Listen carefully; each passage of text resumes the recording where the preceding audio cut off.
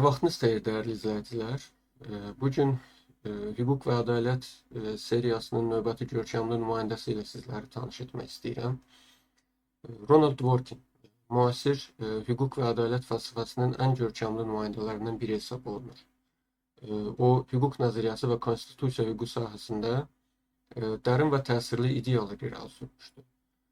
Ronald Dworkin 1931-ci ildə ABŞ-ın Massachusetts ştatında anadan olmuşdur. O, Harvard və Oxford universitetlərində təhsil almışdır.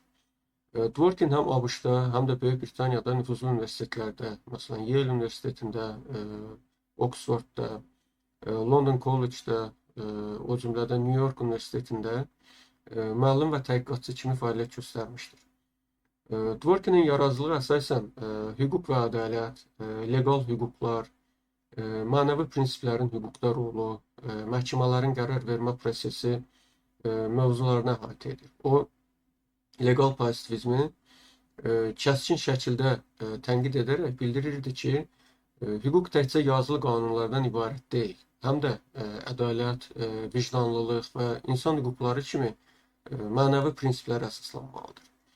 Dworkin xüsusilə Taking Rights Seriously, Law's Empire, Justice in Robes kimi əsərləri ilə məşhurdur. Onun hüquq vəhdət halında Law as Integrity yanaşması hüquq nəzəriyyəsində yeni bir mərhələnin əsasını qoymuşdur. Ronald Dworkinin Law's Empire əsərində irəli sürdüyü ən mühüm konsepsiyalardan biri hüquq vəhdət halında Law as Integrity yanaşmasıdır. Dworkinə görə hüquq sistemi sadəcə tək-tək qaydaların yığını deyil, iç-içə bağlı olan və ardıcıl şəkildə tətbiq olunan mənəvi prinsiplər sistemidir. Yəni, hüquq mənbələri, belə deyək, qanunlar, məhkəmə qərarları və digər qərarlar, daha doğrusu digər mənbələr, cəmiyyətdəki ədalət, bərabərlik, azadlıq kimi əsas dəyərləri əks etdirməlidir və onları həyata keçirməlidir. Dworkin vurğulayır ki, hüququ anlamaq üçün onu cəmiyyətin əxlaqi xəritəsi kimi qəbul etmək lazımdır.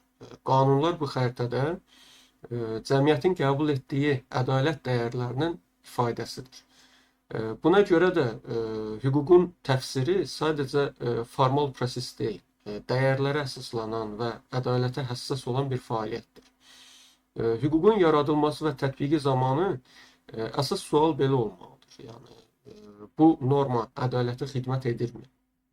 Dworkinin yanaşmasının əsas mahiyyəti ondan ibarətdir ki, hüquq sistemi vahid bir hekayə kimidir, vahid bir roman kimidir və hər bir məhkəmə qərarı bu hekayənin əvvəlki hissələri ilə uyğun və ardıcıl olmalıdır. Yəni, qanunlar və qərarlar zəncirvari şəkildə ortaq bir ədalət prinsipinə bağlı olmalıdır.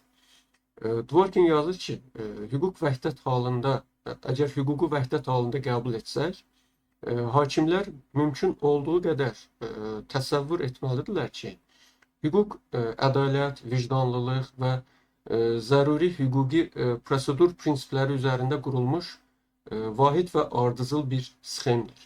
Məhz buna görə də hakim qərar verərkən qanunu sanki bu vahid prinsipial sxemin bir hissəsi kimi izah etməlidir. Ki, bunun nəticəsində də həm əvvəlki qərarlara, yəni verilən qərar həm əvvəlki qərarlara uyğun gəlməlidir, həm də ki, ədalətli olmalıdır. Dworkinin bu yanaşmanı zəncirvari roman, chain novel metaforu ilə izah edir. Yəni, təsəvvür edin ki, bir neçə yazıcı ardıcıl şəkildə eyni romanı yazır. Hər yazıcı öz fəslini yazarkən əvvəlki fəsillərdəki obraz və mövzulara sadiq qalmalıdır. Belə olduqda hekayə öz bütünlüyünü qoruyacaqdır. Hüquq da eyni ilə bu şəkildə başa düşülməlidir. Hər bir hakim hüquqa yeni bir fəsil, yəni belə deyək, Anglo-Sakson düşüncə tərzi ilə desək, yəni yeni bir president əlavə edərkən əvvəlki qərarlarda formalaşmış prinsipləri pozmamalıdır. Əksinə, onları davam etdirməlidir. Bu hüquq sistemində inteqrasiyanın, yəni bütövlüyün qorunması mənasına gəlir. Dworkin'in fikrincə hüquqda inteqrasiya ədalətin təmin olunması üçün vacib vasitədir. Hakimlər qərar verərkən sadəcə əvvəlki qərarları təkrarlamamalıdırlar, həm də onların arxasında duran ədalət məntiqini davam etdirməlidirlər. Dworkinə görə məhkəmə qərarı yalnız o zaman doğru hesab olunur ki, cəmiyyətin hüquqi praktikası, ədalət, vicdanlılıq və düzgün prosedur prinsipləri prizmasından ən yaxşı izah ilə əsaslandırıla bilsin. Başqa sözlə desək, hansı qərar hüquq sistemini ən prinsipial və ədalətli hekayə kimi təqdim edirsə, o qərar doğru hesab olunacaqdır. Bu yanaşma göstərir ki, məhkəmə prosesində ədalətə nail olmaq üçün təkcə qanunun mətni deyil, onun arxasındakı prinsiplər də qorunmalıdır. Dworkin xüsusilə vurğulayır ki, belə bir yanaşma hüquq icmasında həqiqi birlik, inteqrallıq hissi yaradır. Vətəndaşlar görürlər ki, hüquq sistemi ayrı-ayrı hallarda təsadüfi deyil, vahid ədalət prinsiplərinə əsaslanır. Qısacası, hüquq vəhdət halında yanaşması tələb edir ki, hakimlər hər işi yalnız konkret hadisə çərçivəsində deyil, bütöv hüquq sisteminin dəyərləri və tarixi kontekstində nəzərdən keçirsinlər. Bu qanunlara vahid ədalət meyarları ilə yanaşmaq mənasına gəlir. Belə yanaşma tətbiq olunanda məhkəmə qərarlarında ardıcıllıq və ədalət təmin olunur və hüquq sisteminin legitimliyi və vətəndaşların hüquqa inamı, etimadı artır. Dworkin'in bu konsepsiyası hüquq və əxlaqın ayrılmazlığını da bir mənada nümayiş etdirir. Yəni belə ki, əgər bir hüquq norması açıq şəkildə ədalət prinsiplərinə ziddirsə, Dworkinə görə o norma ya düzgün şərh olunmayıbdır, ya da ki, onun ümumiyyətlə hüquq adlandırılması sual altındadır. Çünki hüquq sistemi legitim olmaq üçün mütləq mənəvi əsaslarını qorumalıdır. Yəni, dövlətin öz vətəndaşlarına qarşı məcburiyyət tətbiqi yalnız ədalətə uyğun olanda əsaslandırıla bilər.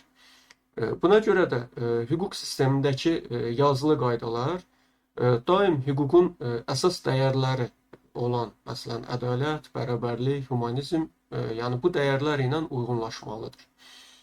Dolayısıyla Dworkin hüquq vəhdət halında nəzəriyyəsi həm hakimlərə, həm də qanunvericilərə, qanun yaradıcılara, yəni belə demək mümkündürsə, açıq bir yol xəritəsi təqdim edir. Qanunları elə qəbul et və tətbiq et ki, ortaya çıxan hüquqi nizam həm vicdanən doğru, ədalətli və ardıcıl olsun, eyni zamanda həm də ki, əvvəlki, belə deyək də, qərarların ümumi vəhdətini qoruyub saxlaya bilsin. Yəni, əgər obrazlı formada qeyd eləsək, romanın ümumi məntiqini qoruyub saxlaya bilsin. Belə bir yanaşma vətəndaşların hüquqlarının qorunmasına və cəmiyyətin ümumi hüquq sisteminə etimadının möhkəmləndirilməsinə xidmət edir. Dworkinə görə hüquq və ədalət bir-birindən ayrılmaz anlayışlardır. Hakimlər qanunu qəbul edərkən ədalət prinsiplərini nəzərə almalıdırlar. Yalnız qanunun mətninə belə deyək, əsaslanmaqla kifayətlənməməlidir. Dworkin hesab edir ki, hüquq yalnız qanunvericilik aktları və yazılı normativlərdən ibarət deyil. Eyni zamanda cəmiyyətin qəbul etdiyi ümumi ədalət, vicdan və bərabərlik prinsiplərini də özündə ehtiva edir. Buna görə də məhkəmə qərarları həm hüququn mətnini, həm də ümumi ədalət ruhunu nəzərə almalıdır. Hakimlər verdikləri qərarlarla mövcud hüquqi normalara əməl etməklə yanaşı, həm də ədalətli nəticəyə nail olmağa borcludurlar. Yəni, belə bir öhdəlik daşıyırlar. Dworkinin fikrincə, hüquq tətbiq edilərkən ədalət prinsiplərinə sadiqlik mütləqdir. Çünki Hüquq və mənəvi dəyərlər bir-biri ilə sıx bağlıdır və bir növ vəhdət halında fəaliyyət göstərir. Hüququn məqsədi ədaləti təmin etməkdir və məhkəmələr bu məqsədi rəhbər tutaraq qərarlar verməlidirlər. Dworkinin nəzəriyyəsinə əsasən hüquq sistemini yalnız yazılı qanun müddəaları kimi görmək yanlışdır, yanlış yanaşmadır. Belə ki, hüquq həm də cəmiyyətin qəbul etdiyi ümumi və yazılmamış prinsiplərdən ibarətdir. Yəni, yazılı qanunların mövcud olmadığı və ya yetərli olmadığı hallarda hüququn ümumi prinsipləri tətbiq olunmalıdır. Bu mövzunu daha yaxşı anlamaq üçün Dworkinin tez-tez istinad etdiyi məşhur Riggs Palmerə qarşı məhkəmə işinə baxmaq lazımdır.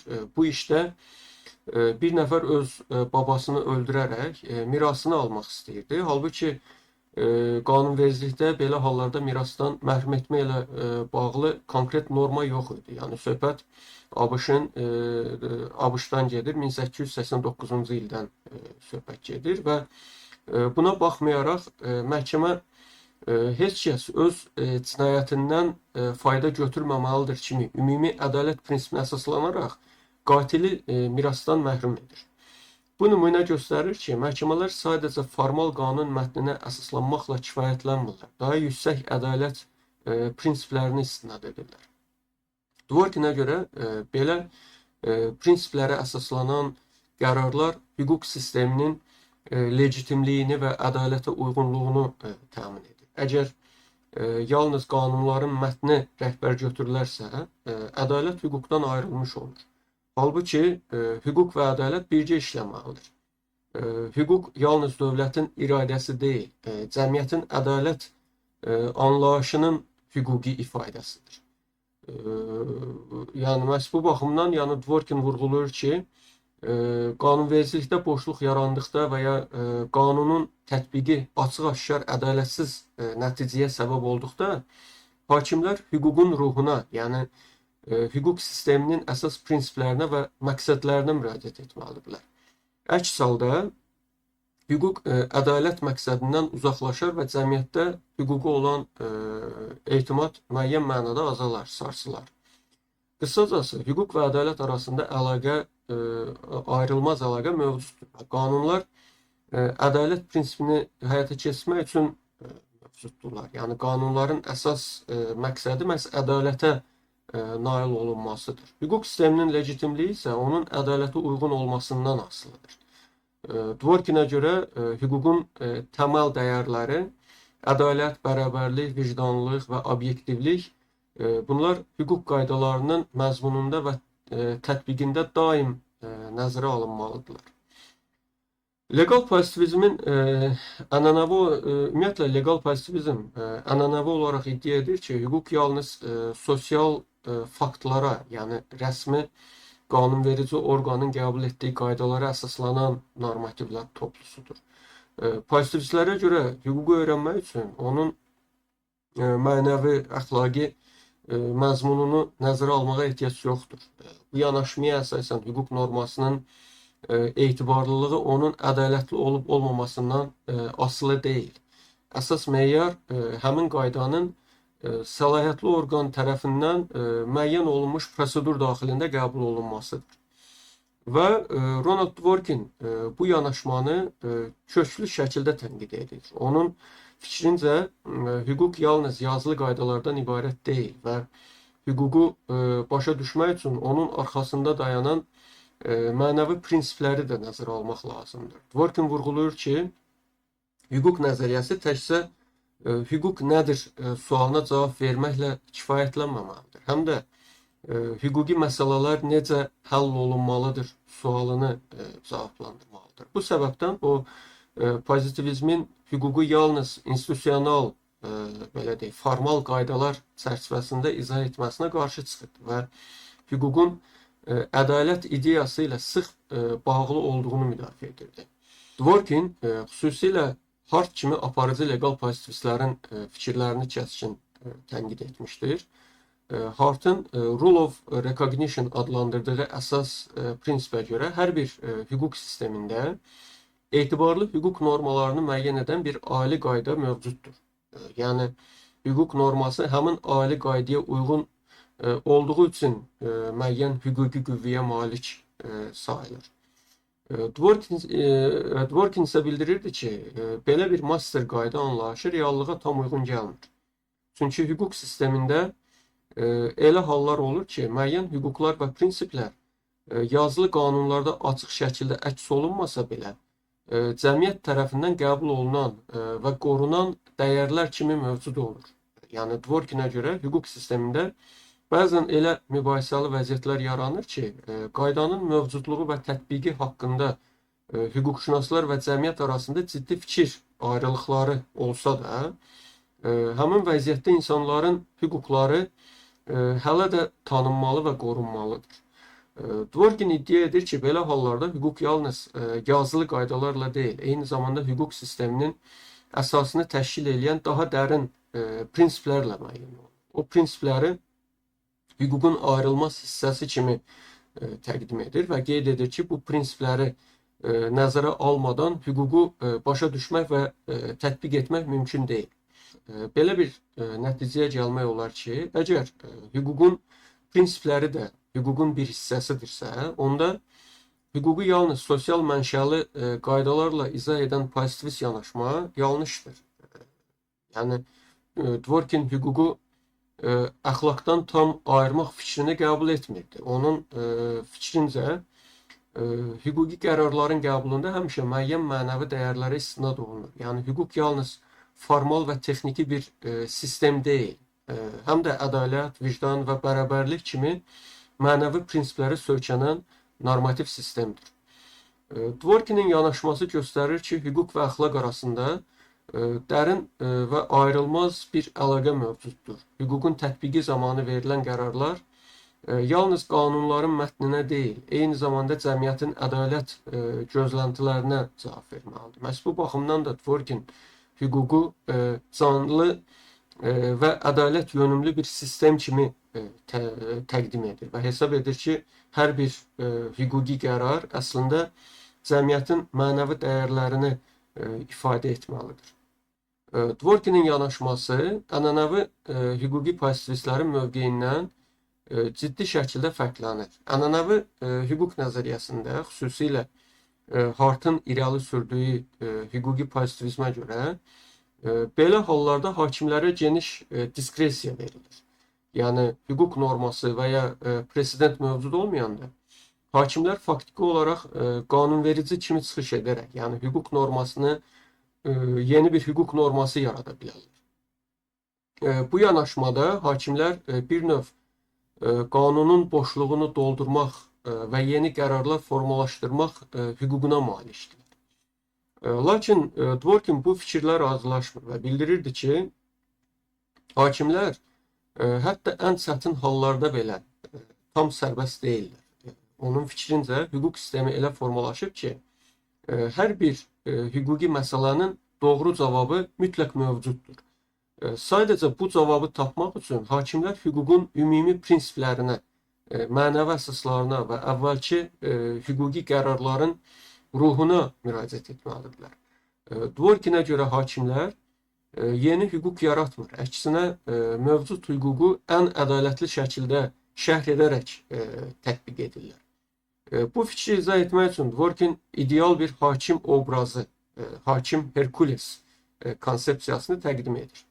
Hakim Herkules sonsuz bilik və zaman resursuna malik olan, hüquq sisteminin bütün qayda və prinsiplərini dərindən bilən və anlayan ideal bir hakimdir. O, mürəkkəb və mübahisəli hallarda bütün mövcud qanunları və presedentləri, hüquqi və mənəvi prinsipləri, əvvəlki qərarların ruhunu və məqsədini nəzərə alaraq həm hüquqi, həm də ədalətli belə də qərar verə bilir. Əlbəttə, real hakimlər Herkules qədər mükəmməl ola bilməzlər. Lakin Dworkinin fikrincə, hakimlərin məqsədi bu ideal modeli örnək alaraq mümkün qədər ən doğru və ədalətli qərara gəlmək olmalıdır. Dworkinin məşhur doğru cavab right answer tez nəzəriyyəsində bu fikrə əsaslanır. O iddia edir ki, hətta ən mürəkkəb və mübahisəli işlərdə belə hüquqi baxımından doğru cavab mövcuddur. Hakimlərin və hüquqşünasların arasında fikir ayrılıqları ola bilər, lakin bu doğru cavabın olmaması mənasına gəlmir. Sadəcə doğru cavabı tapmaq üçün hüquq sisteminin dərin prinsiplərinə müraciət etmək lazımdır. Dworkin'in fikrincə hakimlər şəxsi seçimlərinə deyil, hüququn və cəmiyyətin əsas prinsiplərinə əsaslanaraq qərar verməlidirlər. Onun bu mövqeyi legal pozitivistlərin hakimlər hüququ yaratmaq səlahiyyətinə malikdir fikrinə qarşı yönəlibdir. Dworkin israr edir ki, hakimlər hüququ yaratmır. Əksinə, hüququn daxilində mövcud olan prinsipləri aşkara çıxarır və onlara əsaslanaraq qərar verirlər. Dworkin'in hard cases, mürəkkəb hallar barədə yanaşması hüquq və ədalət arasında ayrılmaz bir əlaqə olduğunu göstərir. Hüquq təkcə yazılı qaydalarla deyil, eyni zamanda ədalət, vicdanlılıq və bərabərlik kimi prinsiplərə əsaslanan dinamik və bütöv bir sistem kimi təsəvvür olunmalıdır. Hakimlər isə bu sistemin qoruyucuları kimi çıxış edərək hüququn daxili ədalətini təmin etmək öhdəliyi daşıyırlar. Dworkin vurğulayır ki, məhkəmə qərarları hüququn mətninə deyil, həm də onun ruhuna əsaslanmalıdır. Hakimlər qanunu tətbiq edərkən cəmiyyətin ədalət gözləntilərini və hüquq sisteminin prinsiplərini nəzərə almalıdırlar. Onun fikrincə, hakimlər üçün ən vacib prinsiplər aşağıdakılardır. Birinci növbədə ədalət prinsipidir. Bu zaman qərar mütləq ədalətli olmalıdır, haqsızlığa yol verilməməlidir, tərəflərdən heç biri əsassız üstünlük qazanmamalıdır və digər tərəf əsassız şəkildə zərər görməməlidir. Başqa bir prinsip vicdanlılıq və bərabərlik prinsipidir. Yəni, bütün şəxslərə qarşı eyni münasibətin sərgilənməsi, qanunun hamıya eyni meyarlarla tətbiq olunması kimi başa düşülür. Yəni, heç kim qanun qarşısında ayrı seçkiliyə məruz qalmamalıdır.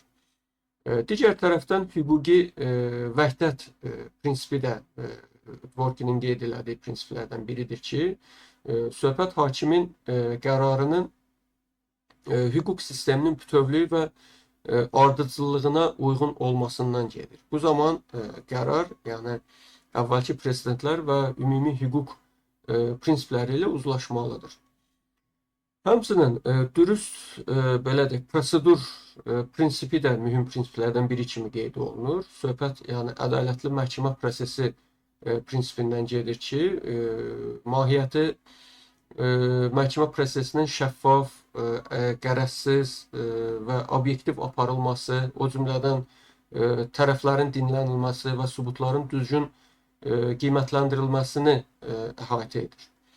Və mövcud hüquqi prinsiplərə sadiqlik də əhəmiyyətli prinsiplərdən biri kimi qeyd olunur ki, bu zaman hakimlər əvvəlki hüquqi qərarlarda və presedentlərdə formalaşmış prinsipləri nəzərə almalıdırlar və onları əsassız şəkildə rədd etməməlidirlər. Dworkin'in fikrincə hakimlər yalnız qanunun hərfinə deyil, onun məqsədinə və arxasında duran ədalətə uyğun qərar verməlidirlər. Əgər yazılı qanun maddəsi ədalətə zidd nəticə doğurursa, hakim həmin normanı hüququn ümumi prinsipləri əsasında elə şərh etməlidir ki, ədalətli nəticə əldə olunsun. O, həmçinin dürüst və ədalətli prosedurun əhəmiyyətini xüsusi qeyd edir. Hakimin qərarı yalnız nəticə etibarilə deyil, proses etibarilə də ədalətli görünməlidir. Yəni, hüquqi proses zamanı tərəflərə bərabər imkanlar verilməlidir. Onların söz demək və sübutları təqdim etmək hüquqları tam şəkildə təmin olunmalıdır. Dworkin hakimin şəxsi, siyasi və ya ictimai rəğbətləri ilə deyil, hüquqi prinsiplərlə hərəkət etməli olduğunu da vurğulayır. O qeyd edir ki, hakimlər öz şəxsi əqidələrini bir kənara qoyaraq hüququn tələb etdiyi obyektiv ədalət prinsiplərinə əsaslanmalıdırlar.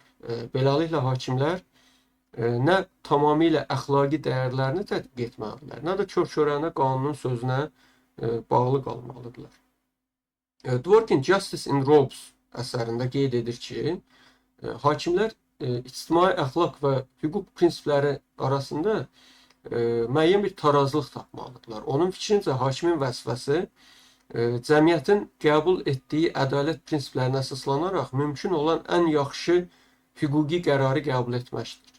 Əlavə olaraq Dworkin fərdi hüquqlara hörmətin vacibliyini də önə çəkir. O, Taking Rights Seriously əsərində vurğulayır ki, hakimlər fərdi hüquqları kollektiv maraqlara qurban verməməlidirlər.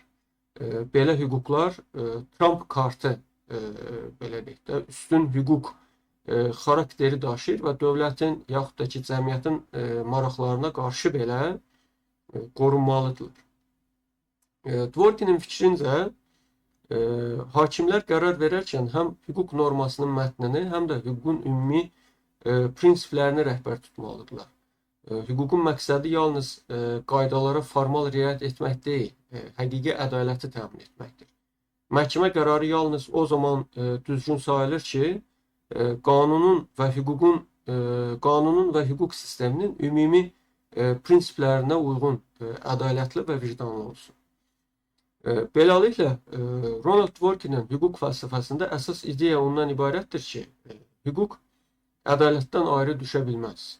Onun Taking Rights Seriously, Law's Empire, Justice in Robes kimi mühüm əsərlərində dəfələrlə vurğulandığı kimi, məhkəmə qərarları təkcə qanunların formal və mexaniki tətbiqini deyil, həm də ədalətin təmininə xidmət etməlidir.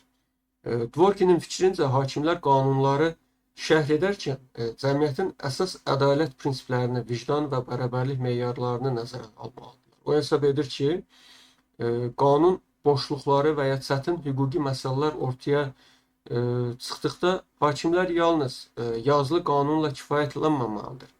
Hüququn ümumi və yazılmamış prinsiplərinə əsaslanaraq ədalətli qərar verməlidirlər. Dworkinin hüquq vəhdət halında Law as Integrity yanaşması isə hüququ vahid və ardıcıl bir sistem kimi anlamağı tələb edir. Bu yanaşmada qanun norması ilə ədalət prinsipi arasında ziddiyyət deyil, vəhdət və ahəng yaranmış olur. Nəticə etibarilə hüquq və ədalətin birgə işlədiyi, yəni biri digərini tamamladığı bir hüquq sistemi formalaşır. Belə sistemdə məhkəmə qərarları həm hüquq baxımından qanuni, legal, həm də mənəvi baxımdan ədalətli, yəni legitim olur. Dworkinin yanaşması cəmiyyətə hüquqa olan etimadı möhkəmləndirir və insanların hüquqdan gözlədiyi ədalət prinsipini təmin edir. Dworkinin hüquq və ədalət və bunlar arasındakı qarşılıqlı əlaqə ilə əlaqədar olan yanaşmasını sizin diqqətinizə çatdırdım. Videonu bəyənməyi və kanala abunə olmağı unutmayın. Növbəti videolarda da yenidən hüquq və ədalət fəlsəfəsinin digər görkəmli nümayəndələri ilə sizləri tanış edəcəyim. Sona qədər dinlədiyinizə görə minnətdaram. Sağ olun.